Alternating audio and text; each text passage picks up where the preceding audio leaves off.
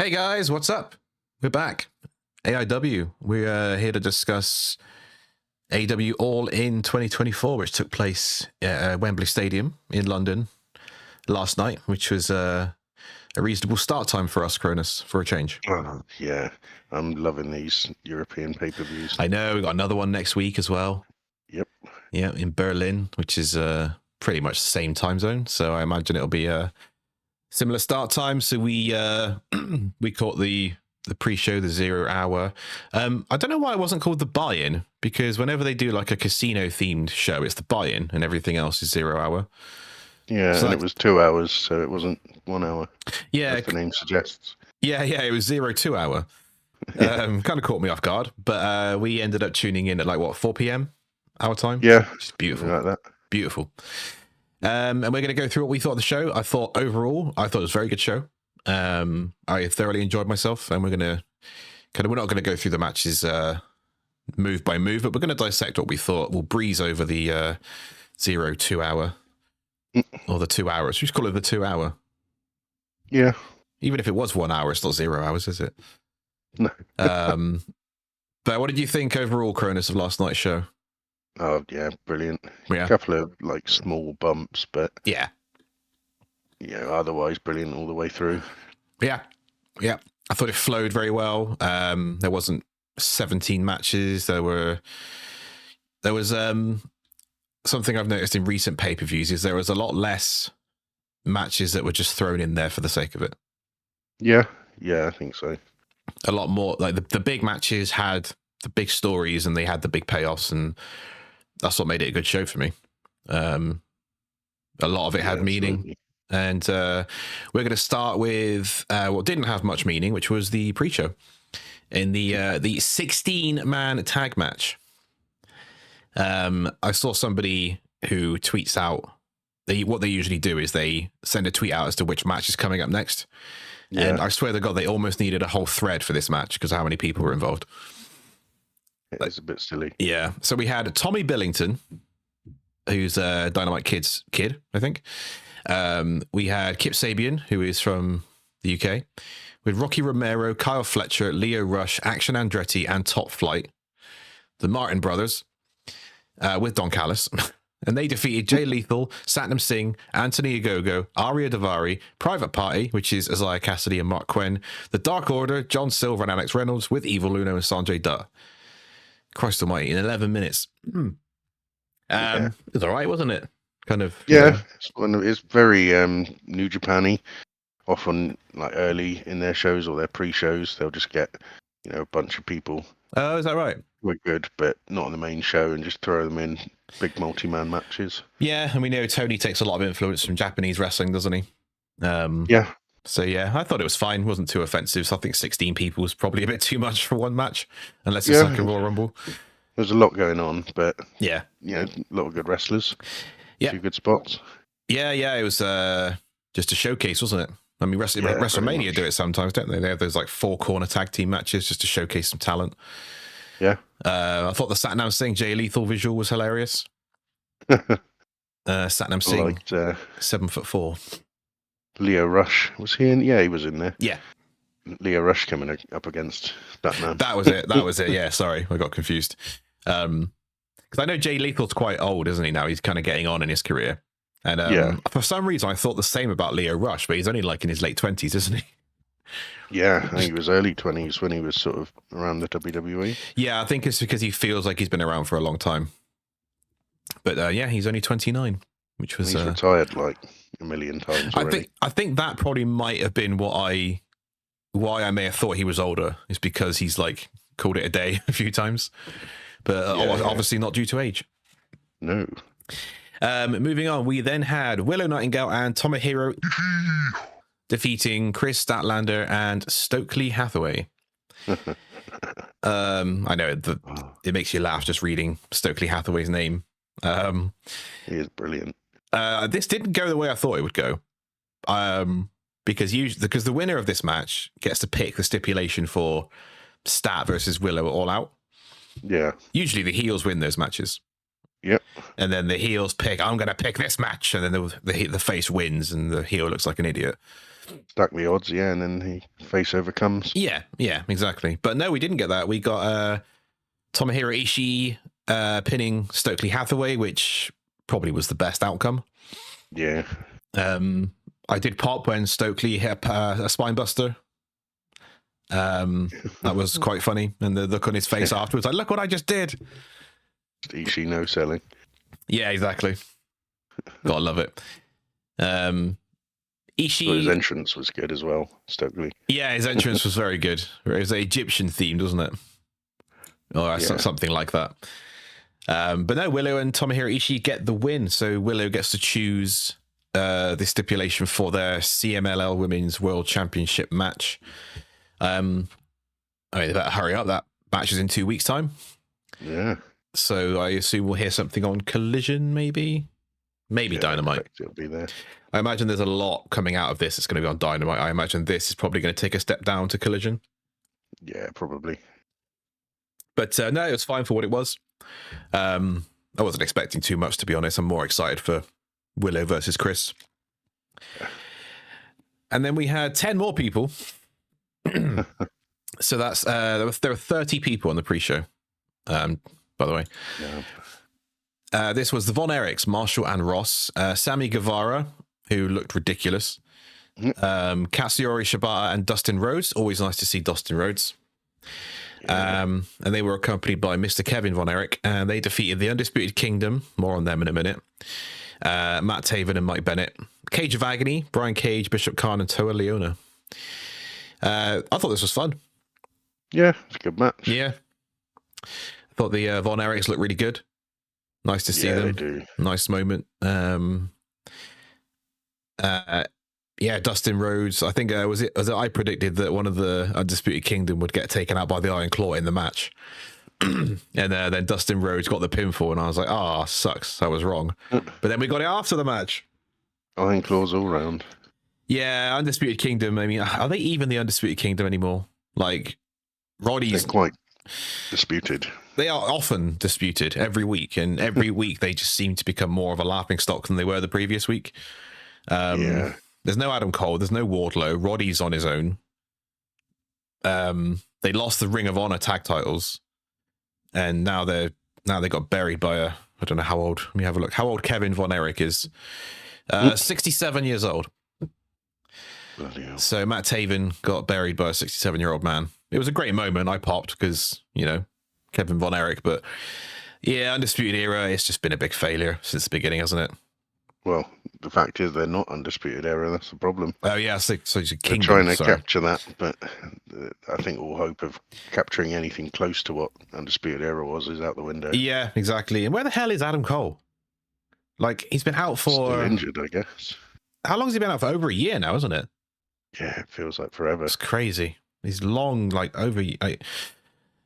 Speaking of year-long injuries, Jamie Hayter. So I think we all kind of saw when there was a lot of buzz going on social media about Saraya being involved. Not that I really care about Saraya, but when she came out, we thought, okay, maybe Jamie Hayter is going to come out, and she came back, and it was great. I probably wouldn't have put this on the pre-show, to be honest. I think Jamie Hayter probably deserved a spot on the main card. Hayter did, but if that whole Saraya thing where they're coming out with their entire family to little pop, let's be honest, was on the main show, I think it would have felt a bit out of place. Yeah, I mean, what I was really expecting was, I was expecting halfway through the show for someone to get in the ring and announce the attendance like they did last year, and they didn't do that because obviously the attendance was less than last year, and they probably would have made they probably thought it might have made them look stupid. So I was expecting someone to be in the ring, announce the attendance, Saraya interrupt, and then Jamie Hayter come out. But obviously we didn't get that. I'm glad Jamie's back. She looks great. She's got a nice easy feud with Saraya, it looks like, to start with. And then, I don't know whether she goes after Mercedes or whether she goes back after the title that she lost. I think that would make more sense. Yeah, well, it'd be interesting to see. But I think she's come back strong, beating up the entire Knight family. basically. Yeah, I mean, she's a friend of mine. So, yeah, fair play, Jamie Hayter. And she looked good as well. Got nice ginger hair. Yeah, I like it. Yeah, and she is from the UK, not quite London. She's from Southampton, which is just a bit southwest of London. Small mining town. Yeah, not too far. I don't think it is a mining town. No, it's a coastal town. It's a nice, easy commute to London, so she wouldn't have had to travel far. So the main card kicked off with the London Ladders match. Those pesky London Ladders, man. This was 12 men, so the ring being full keeps on coming. This was the Packpool Combat Club, as I'm calling them now, which is Pac, Claudio, and Wheeler Yuta versus the defending champions, the Patriarchy, Christian Cage, Killswitch, and Mother Wayne, because she is a champion. The Bang Bang Gang, Juice, Austin, and Colton, and House of Black, Malachi Brody, and Buddy Matthews. This was a train wreck in the best possible way. Yeah. I mean, full on carnage. Yeah, 12 people in a ladder match, it's difficult to book, so there's a lot of sleeping going on. But yeah, I thought what they did between the ropes and outside the ring, I thought was really good. It was a good way to start the show. Yeah, bonkers. But I didn't expect the result, if I'm honest. No, I didn't either. I didn't really know who was going to win. I was hoping House of Black, because I just think they're criminally underused, individually and collectively. But Pac, Tony loves his moments, doesn't he? He does. He gave Saraya the Women's World title last year, which was ridiculous. And Pac's been talking about his Wembley moment, and he got it. And Pac's brilliant. I think all of the Blackpool Combat Club are great. Oh yeah. So I was surprised, but I wasn't too disappointed. I think all these teams are great, to be honest. So whoever won, I probably would have been all right with it. Yeah. A little tease as well of Killswitch / Luchasaurus potentially turning on Christian Cage. More on that later. Killswitchosaurus. But yeah, the Packpool Combat Club win the trios titles. What they do with those titles, we will see. Yeah, seems to be a bit more heat in the trios division than the tag division at the moment, which is a problem. But I think Pac's great. Pac deserves to have gold, so it's nice to see him. Maybe Malachi will follow suit soon. He got his moment. He's from Newcastle upon Tyne, by the way, guys. He's not from Blackpool. Hartlepool's kind of close. Hartlepool's very close, yeah. So, guys, you imagine, so Blackpool is in the northwest of the country, and Newcastle's in the northeast. So, there you go. If you can see a map of the UK, that's where Pac is from. Next up, this was a big surprise. We had Toni Storm against Mariah May, second on the show. Yeah, I definitely think they should have been switched with the TBS title. Yeah. In terms of placing. Yeah. I get it that Tony's probably paid a lot of money for Mercedes Moné, and she's been portrayed as a game changer and a star. But I don't know. I just felt this kind of not disrespectful, but surprising. I think this was the far better story. This was for the biggest title in the women's division. I think it was the better match. By far the better match, yeah. And I think the better character work has been done by these two as well. Yeah. And I thought this was great. I loved it. I think what they've done so far leading up to this match, this has been going on a long time. Ever since they were friends and Mariah first debuted as like Tony's biggest fan. I felt that it kind of dropped off in the last couple of weeks leading into All In, but I'm not going to let that take away from the months of work they've done. Yeah. Going up to this, they probably gave themselves too much time to book it, which, as we discussed, can be a problem. But this was awesome.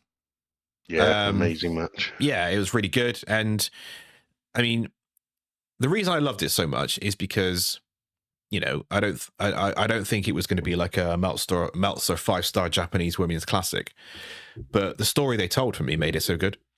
Yeah, and it was just cinema. Yeah, it's a cinema, and that's what made it really good, because you can tell Mariah May, or she was quite green, but she's gotten so much better. And Tony's she's a great partner to work with anyone. And just the story they were telling, the story they've told for so long, the kind of emotion that was in there, Mariah slapping her mother, which was crazy. Yeah. And then she committed the ultimate cardinal sin and she attacked Luther. We're Poor Luther. big Luther fans here at AEW. Oh, yes. Great to see him back. I was sort of half expecting him to turn on Tony Storm, but he didn't. So I was happy about that. They had some color in this match, and I think this is probably a match where blood was probably warranted. Yeah. Yeah, it worked. I wonder if they run this back, because this feels like something that needs a stipulation at some point, like a lights out match or something. So I wonder if they do run it back now that Mariah's beaten Tony. Tony might want a rematch, do a lights out match, and then obviously have Mariah retain and then finish the feud. I think that'd be really good. But yeah, thumbs up for this one. I thought this was really good payoff, and we'll see where it ends up next. Yeah, loved it. Next up, we had, oh boy, Hook versus Hi Guys. Yeah. Versus the Learning Tree with the incredibly over Big Bill in the UK. Yeah. Which is out of nowhere, kind of. Bizarro world, isn't it? Not unwarranted. Nope. If you guys watched Collision before All In, or if you were live at the Collision show in Cardiff, Big Bill got a ludicrous reaction from the crowd. And you could see the look on his face. He was over the moon and he was trying to hide it, and it was really wholesome. Large William Morrissey getting naturally over with the crowd in the UK. For really no reason, really. There's no real reason why he's just randomly over in the UK. But he is great. He is great. He's just a fantastic wrestler. Yeah. And he's a good character. I mean, my first experience of him was Big Cass with Enzo. And my God, how over were they? Yeah, huge. Incredible. And then he did some TNA stuff, didn't he? With Jordan Grace, I think he was with for a bit. A little bit, yeah. And then he ended up in AEW, had a thing with Ricky Starks, and now he's stuck with the Learning Tree. But yeah, Big Bill getting over was great. Really wholesome, really happy for him. I hope they listen to that and they can kind of hopefully replicate it in the States. But this match itself, it was, it's Hook against Jericho in an FTW match, which we've seen. Yeah. I missed a fair portion of it. Oh, lucky you. Toilet break. Yeah. I've actually seen a few actual articles about people using this as their toilet break as well. Yeah. Yeah, I mean, I really like Hook. I do think he's going to be a big thing. And I'm glad he got the title back, but Jericho is sucking the life out of most people he works with at the moment. Yeah. And that Big Bill reaction is going to have them to have a decision to make now. Yeah. So the only bit that Kronus, you said you were going for a break and you asked me to text you anything good that happens. Yeah. And I've got the text here actually. So the first few things during this match where you were asking me to, if anything good happens, where was it? That's quite, we were texting all night, weren't we? I know there was something involving a cricket bat. With Hi Guys on it? Yeah, so there was a cricket bat spot. So yeah, there were cricket balls. So Taz referred to Big Bill as Big Ben. Huge pop. Then I said Hook has a cricket bat that says Hi Guys on it. And Jericho has introduced cricket balls. So that's about the highlights of the match. I think also the intro to Hook's music had the Taz heart monitor. Yeah. And for a moment, I was like, oh, we're going to get it. But then it's probably a Jim Johnson song, so probably not. So we just got the heartbeat, and then it went into Action Bronson, or whoever it is who does Hook's music. I think that's the guy. Yep. Yeah, the match was whatever. Didn't really care. But the ending was Taz putting the Taz mission on Brian Keith while Hook did his own version, Red Rum, on Jericho to win the FTW title back from Jericho. My only concern is that Hook is right back to where he was a year ago. Like nothing's changed. I hope he retires the belt. I think Yeah, I think that's the needs to correct go thing to do. for a proper bout. Yeah. Have some bigger feuds. Hook against Jack Perry. Yeah, Why not? Why not? Chuck him in with Jack Perry and I think just it's see what time they to have can him do. start moving up. Yeah, Yeah, like, you know, FTW title, no one cares. Even Tony doesn't care. So let's just get rid of it, retire it, and then everyone can move on, and then Jericho can go and pick on Ricochet or something. Probably, hopefully not. please no. No. Next up, we had the tag team title triple threat match: Young Bucks, FTR, and the Acclaimed. We did. Yeah, been a lot of talk about this one going in. No one's really been excited for it going in. The tag division is in a very sorry state at the moment. Yeah, it's more or less just those 3 teams, isn't it? Yeah. They have other teams. Yeah, but they're just doing nothing. They have other teams. I know I was speaking to PW Bites about this, and you know, I said, why don't they just make more use of teams like Private Party and Top Flight? And you know, his response is that, you know, are they going to make the effort to elevate them? And I was like, well, that's a good point. Are they? Because, you know, you can't just suddenly, if this Wednesday on Dynamite, Private Party come out and say, what a title shot, they say, well, you know, where's the build up? So there needs to be that effort to actually present them on TV. And when I say TV, I mean Dynamite. Yeah, because that's where everyone watches. So yeah, I think it is a problem. The match was fine, I think. I did like where they were kind of sharing each other's finishes. That was quite funny. And they are good teams. Yeah, but it's just it's just them for so long. Don't care. It's like, a bit stale. Yeah, Young Bucks versus FTR last year. At that point, I thought to myself, I don't care about this feud anymore. And here we are a year later, and it's just them with the Acclaimed added in. Pretty much. Young Bucks retain, which I thought we all saw coming because they've done nothing with the belt so far. It doesn't make sense to take them off them. No. We got Grizzled Young Veterans afterwards, though.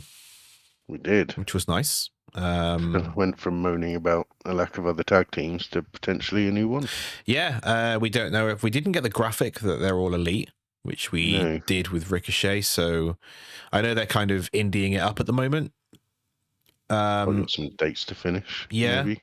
I would like to see them. Yeah, I think they'd be great. The division needs something. It needs. I mean, I know we're often critical of how many people Tony Khan signs without needing them, but my God, sign some tag teams. Or, make some that make sense. Yeah. Naturally get some together. I mean, Big Bill's a classic tag team wrestler, isn't he? Get Big Bill with somebody, you know. Leo Rush. Yeah, Big Bill and Leo Rush. Why not? See what happens. But yeah, the Bucks win. What's next for the tag team titles? I have no idea. We know the Bucks are on a reduced schedule. We might not even see them on Dynamite. But yeah, we'll see what happens. But yeah, match was fine. Wasn't terrible, and just ready to move on from these teams now. Yeah, please. With regards to the Acclaimed, see the Young Bucks and FTR probably more so, kind of getting on a bit in terms of age. But the Acclaimed are still quite young compared. And they're still very, very, very cold. And very, very... I don't want to say they're done as a gimmick, but it doesn't look good for them at the moment, does it? Yeah, it's off the boil. Yeah. I'll definitely say that. And I wonder if them winning here would have kind of heated them up again, but I don't know, man. Like, Max Caster is really unpopular in general at the moment. Right. A lot of people don't like him because he did some really stupid stuff on social media for like no reason. Everyone thought he was preparing for a heel turn. It turns out he was just being an asshole. So yeah, I don't know. But yeah, people want Anthony Bowen singles run. Don't know if I care for that, but yeah, we'll see what happens to the Acclaimed, but not looking great for them at the moment. I don't wonder if it's time to switch it up. Yeah, we'll see. What do we have next? The Gauntlet match. Yeah, this was really good. This was good. I do like this concept. I think we've been starved for new concepts in wrestling for a long time. And with this, along with NXT's Iron Survivor Challenge, I think we've got some good ones in the last couple of years. Yeah, no, absolutely. But this Christian Cage won this. Yeah. Once Christian Cage won this gauntlet match, then I knew Bryan Danielson was winning because we've already had Christian and Swerve, and Swerve's now a heel. So it kind of, in a way, I don't know if that was a direct correlation, but that's how I felt. What do you think of Christian winning this? It was a bit of a shock, actually, because everyone, you and me included, was pulling for Hangman, because we thought it's going to be Swerve retaining Hangman and then Swerve it All Out. Yeah, I mean, if Hangman won this match, then Swerve would have retained. That's the kind of feeling I got from it. I could have sworn Hangman was going to win. I wanted Hangman to win. We'll get more on Hangman later. Well, as we touched on earlier about the Luchasaurus turn tease. Yeah. It was teased again, only for Luchasaurus to help Christian Cage win. Swerved us. Yeah. So yeah, some highlights from this match. Started off with Orange Cassidy. We had Okada, and it was kind of a surprise just because we don't see him wrestle much these days. Yeah. But yeah, great to see Okada in the match. And then we had Nigel McGuinness. Yeah. Was not expecting to see Nigel McGuinness. That was a genuine surprise. Yeah, and we should have noticed that he'd left commentary all of a sudden for a random reason. Yeah. But we didn't realise. It was great. The wisecracks had stopped. Yeah, exactly. I thought he'd gone to get ready to go and do the announcement of the attendance in the middle of the ring, but no, he was getting ready for some real graps. Yeah, and real graps it was. He looked very good. I'm assuming he's cleared.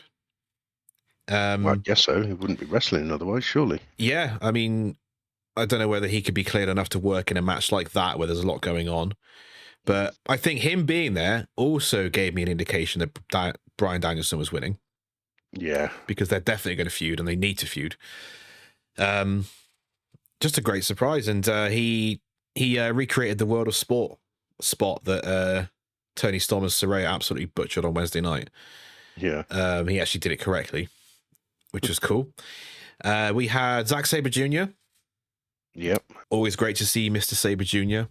He does things that no one else can. He is a wrestling Stretch Armstrong, isn't he? Yeah. For lack of a better term. You're going to say something like savant or something. But no, yeah, Stretch Armstrong. Well, savant is a good word. Yeah, I like that word. But yeah, he's very, very flexible and long. All right, a wrestling contortionist. There we go. Yeah. That's the middle ground, but I do like Stretch Armstrong. Yeah, he's fantastic. He's great, and I love everything he does. He's still with New Japan, isn't he? So I wonder if he's going to be the next one to make the jump. Ricochet. Yeah, Richard. Big story of the match. Yeah, Ricochet. I think we all knew it was coming. Good for him. It's obviously a tough decision to leave any wrestling company, and by choice. It's his choice. He wasn't released. It was his choice. He bet on himself, and I think he's in the right place. And he showed some flashes of what he can do. I think this was just to get him out there in front of big audience. Say, look, we got Ricochet. Yeah, it's like when a football team signs a new player, but they're not ready for the next match. Yeah. They wheel him out just before the game. Yeah, they're in a wheelchair. Wheel him out. Wave. Yeah, I mean, he did a few of his greatest hits, didn't he? He flew around a bit, which is what we're going to see Ricochet do a lot of. Yeah, so a lot of people online, though, sort of saying that they just debuted him and buried him straight away, but I don't think that's quite right. No, I don't think so. I think in this match, the only way he would have been buried is if he took the pin. Yeah. But anyone who didn't take the pin in this match is totally protected. You know, it's like saying Zack Sabre Jr. got buried in this match, or Nigel McGuinness got buried in this match. Okada. The only person who got buried was Kyle O'Reilly. Rip. So yeah, that's rubbish. Yeah, it was a showcase. You know, here's what you can expect. Ricochet CNL. Yeah, it's like a triple threat when a championship champion doesn't get pinned. They're not buried. Yeah. The person who got pinned is buried. Yeah. I'll be honest, I was actually surprised it wasn't Roddy Strong who was buried, so Undisputed Kingdom could be even more buried. I think they'd had enough of the last week. Yeah.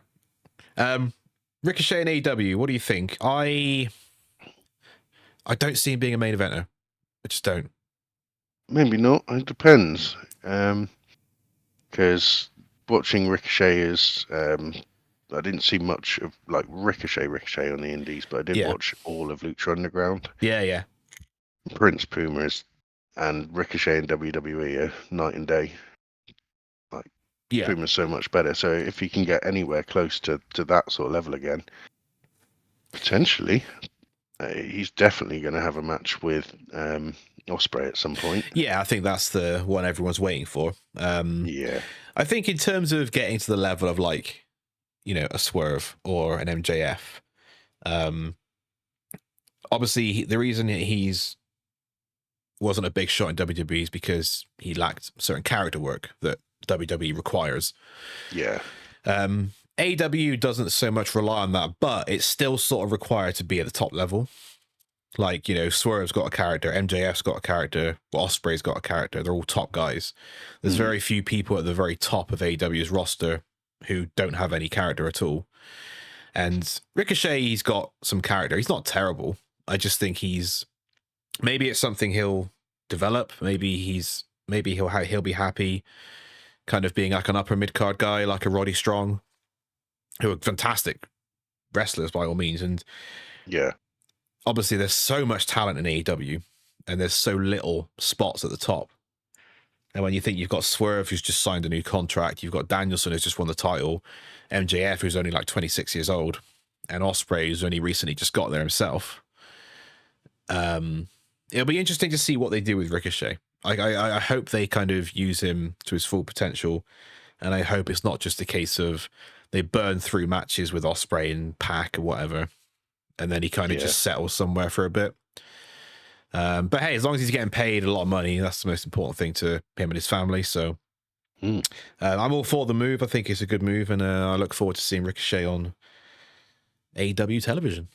Yeah, interested for that. Yeah. Did we get any more surprises in here? I don't think we did we? Nope. Don't think so. No. Christian Cage wins the gauntlet match. Then we had Will Ospreay versus MJF. This was a match of the night for me, in-ring wise. Yeah, it was just ridiculous. Yeah. They obviously had an hour match a month ago.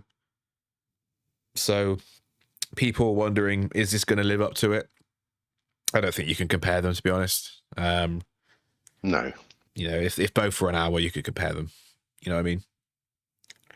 Mm-hmm. But this was great. This was, I mean, what else can you say about MJF and Will Ospreay?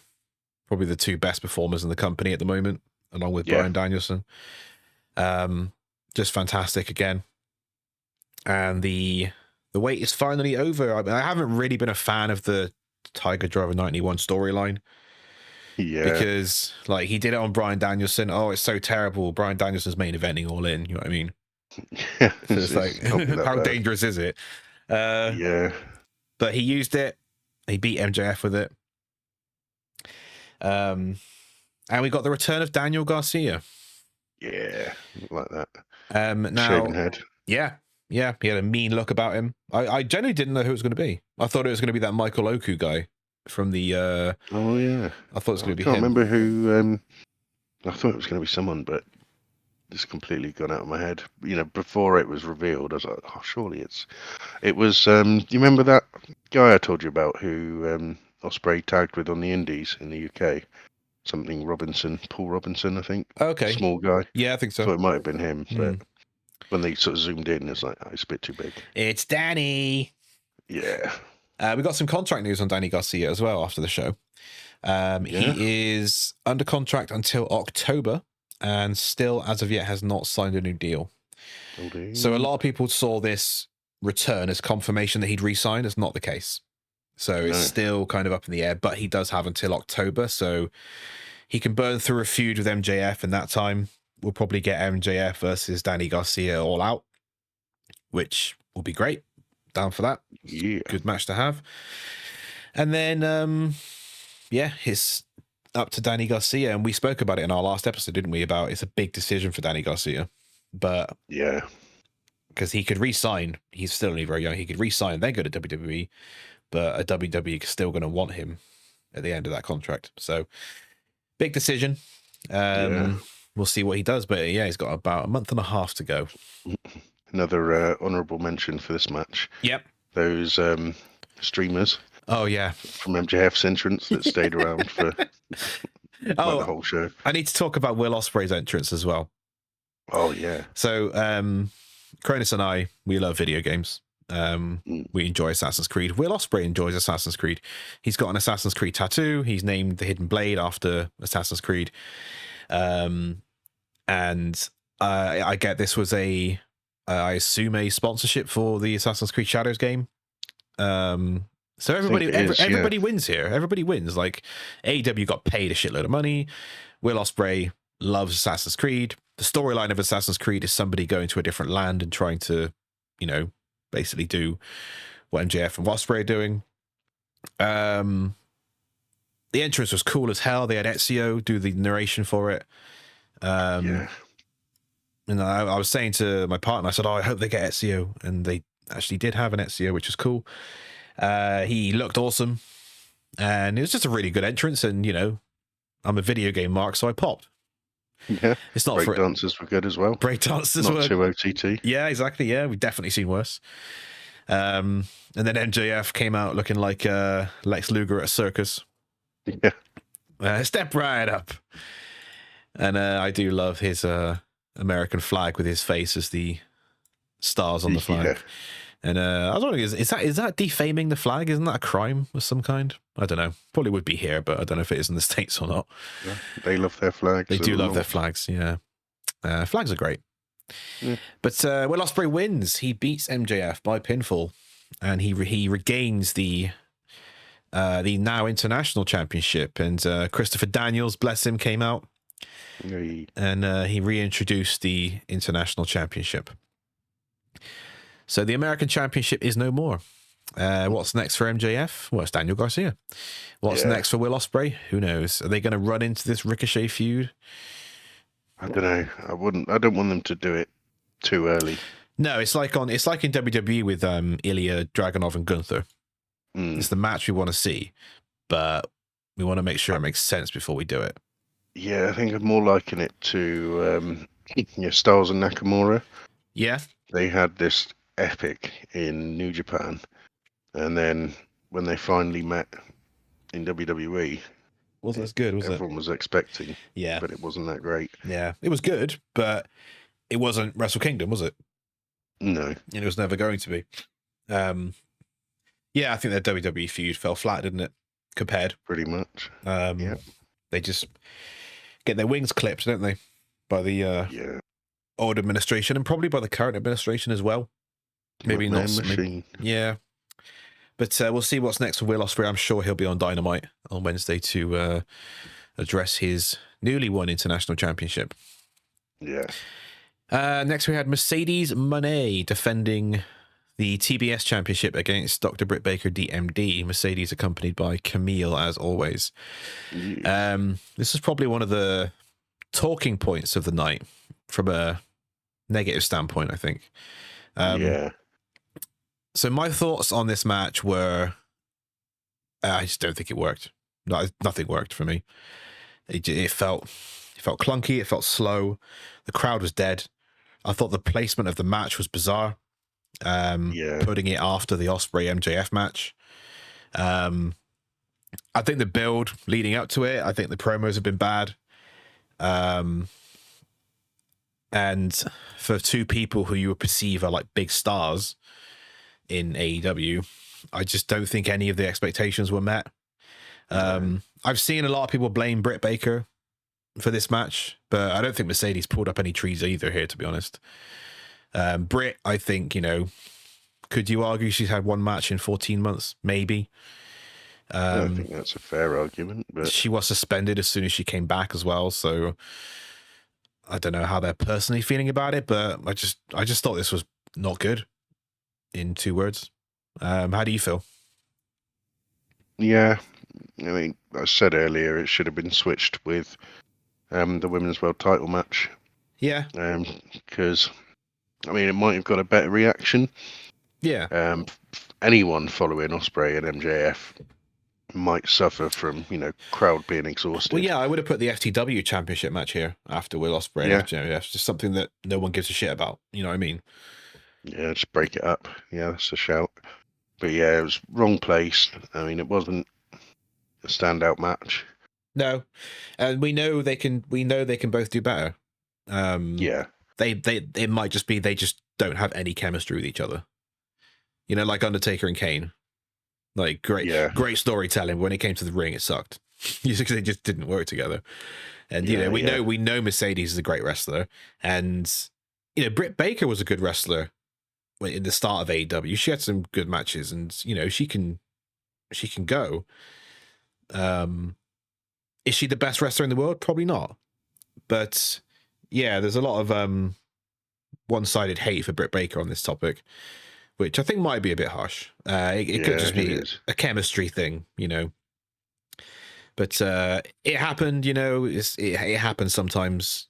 But it's not a slight on either of these women's ability for me. It's just one of those things that just wrong time, wrong place, and we'll just move on from it, I think. Mercedes retains. Please change that finisher. God damn it. Yeah, I was just going to say the Moneymaker is... I wanted to go back to the bank statement. Just call it something else. Yeah. Call it the overdraft. I think I've only seen that move look good once, and that was when she was in Japan. It just doesn't look good. But yeah, the bank statement was great. Backstabber into a crossface. Yeah. Yeah, really cool. Yeah, exactly. Go back to that. That was 17 minutes. Jack Perry, Darby Allin. This was probably the most disappointing match for me. Yeah, it was really, really quick.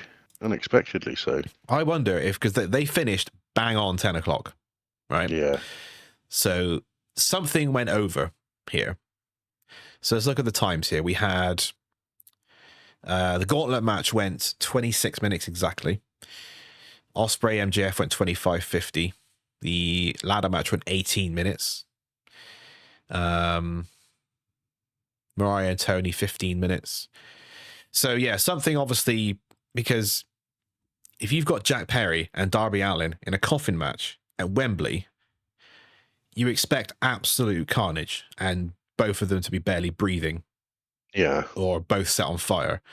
And we didn't really get that. It never really got out of first gear, did it? No, it didn't seem to. I think it was very tame compared to what they've really done before. I think the most brutal thing we saw was Darby just going off the stage through a table. Yeah. That did look pretty savage. It did look pretty. That's a big drop, wasn't it? Yeah.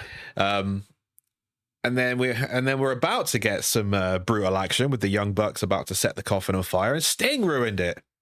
It's Sting. It is Sting. Sting's back. So in the 8 minutes that it took for Sting to walk to the ring, Jack Perry's just stood there holding a lighter and not setting the coffin on fire. Yeah. But it's great to see Sting.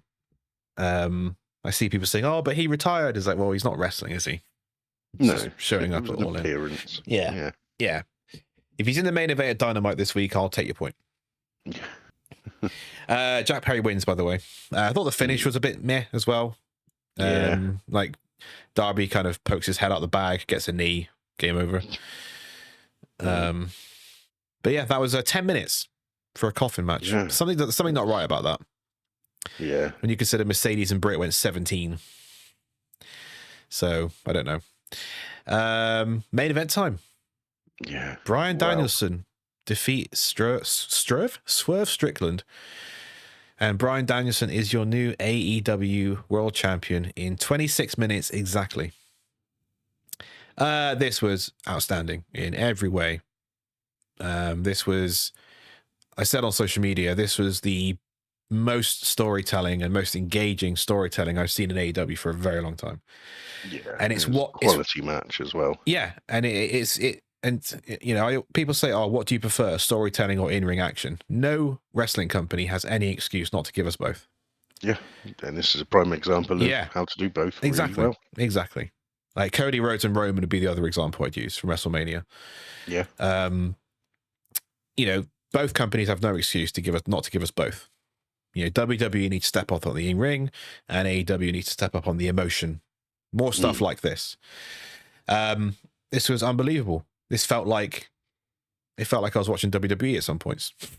Mainly because Brian Danielson's there. Obviously, he was in WWE for so long. It was just great. Like Bree and his kids being there, the blood. He got dropped on his head on the ring bell quite early on. Yeah, that was savage. Swerve healing it up great.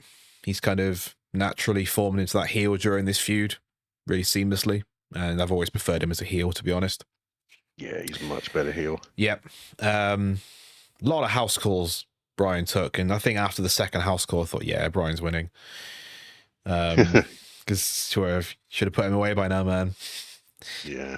There was a great moment in the match where Brian's about to take another house call and he looks at his kid and just says, I'm sorry. You know, he basically does a Shawn Michaels Ric Flair moment. Yeah. And it's just fantastic shit. Just really, really engaging, emotional stuff. And everything about it, even from the entrance, obviously they did Final Countdown. The crowd went absolutely batshit crazy. Swerve had some probably famous people. It's not my scene, sorry. Yeah. I don't know who you guys are. I assume they're quite famous to some people. Yeah, probably. Yeah, great entrances. And then at the end, Brian was getting kicked by Swerve and he caught the eye of his wife and his kids and he just went into Hulkamania mode and he just kind of went crazy. Found that Super Saiyan gear. He did find the Super Saiyan. And then Hangman Page shows up out of nowhere and doesn't really distract Swerve and then is taken away by security. I probably thought we could have done without this, given what happened, because it didn't directly lead to the end of the match, because that would have been stupid, because it would have kind of taken away from Brian's moment. Yeah. Yeah, I thought it was a bit odd, the Hangman involvement here. I get why he's there, because he hates Swerve. But yeah, I don't know if it could have been executed a bit better. But everything else was top notch. And the finish as well, when he's got Swerve in the label lock, whatever he calls it. Yep. And Swerve's kind of hanging on, and then he grabs his fingers, snaps them, rehooks the arm, and that's it. Nowhere to go. Yeah, really good. And then the emotional gathering of Brian's family. Yeah. Blackpool Combat Club and Pac just sort of there as well. No John Moxley. No. What do you reckon's going on with Moxley? He's been away for a long time. Holiday, maybe? He did carry the company through COVID, basically. He did, yeah, because Renee's obviously still working full-time. Yeah, I thought Moxley was conspicuous by his absence. But yeah, great moment for Brian. He said in the media scrum, it's now time to go home. So I don't know how I feel if he relinquishes it on Wednesday. Yeah, that would suck. And we get another tournament, as Tony Khan likes to say. I think that's a great idea. Everything's just great. Everything's great. We're not going to go over the Tony Khan and Martha Hart segment because it was terrible. Neither of them should be publicly speaking ever. But yeah, Bryan Danielson beats Swerve Strickland by submission. 26 minutes exactly. Just fantastic scenes. Obviously, the pay-per-view feed went off the air quite soon after because it was 10 o'clock, but I can only imagine the celebrations went on for a bit longer in the stadium. Yeah. I give it an 8 out of 10 overall for me. Fantastic show. I think it's probably my second favorite AEW show of the year behind Revolution. Yeah, I think that's fair. I agree with you there. I think the main event, Swerve Danielson, was just edged MJF Ospreay as my favourite match of the night. Yeah, it was brilliant. I think as a spectacle, I agree. Yeah. Just how I felt as a collective, everything in-ring, storytelling, all in together. Yeah, I agree. One of the best main events they've done all year. And we are already on the road to All Out. Only not long. 13th Saturday night pay-per-view, this one as well. Is it? Nice. It is, yeah, September 7th. We're eating good. We got Bash in Berlin next Saturday, NXT No Mercy the night after on the Sunday, and then the following Saturday we've got All Out. So it's 3 wrestling weekends in a row, and then it's only a month till Bad Blood. So it'd be nice to have a little pay-per-view break, I guess. Yeah, exactly. But yeah, that is our reactions to AEW All In. No AI Jeff today. It's a national holiday here today, so he's out doing some sunning while he still can. He's the only one who gets the day off work. Yeah, he's working on his tan. AI Jeff will be back. We're going to try and do some Bash in Berlin predictions this week, work permitting. Work is kicking my ass at the moment, and same for you, Kronus, at the moment. Yeah. So we might get to some Bash in Berlin predictions. If not, we're going to come back with a couple of episodes which are current state of women's wrestling and how we would book John Cena's final year. Coming up soon. But that's it from us, guys. Thank you very much, and we'll see you next time. Yeah, take care. Bye. Bye.